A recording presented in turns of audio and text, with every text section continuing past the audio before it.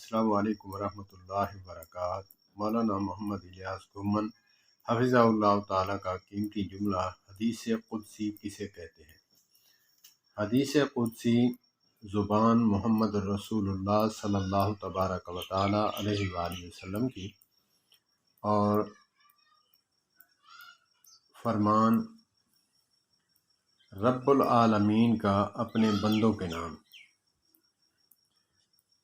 کہ جب اللہ تبارک و تعالیٰ اپنے بندوں کے نام ڈائریکٹ پیغام دیتے ہیں تو اپنے نبی پیارے حبیب صلی اللہ تبارک و تعالیٰ علیہ وآلہ وسلم کو فرماتے ہیں کہ اے میرے پیارے حبیب، میرے بندوں کو میرا پیغام دے دو کہ تمہارا رب یہ چاہتا ہے۔ ایک حدیث پاک ہے جس کا مفہوم ہے کہ بندہ اپنے رب کے ساتھ جیسے گمان رکھتا ہے ویسے پاتا ہے اپنے رب کو۔ یہ حدیث قدسی کا مفہوم ہے۔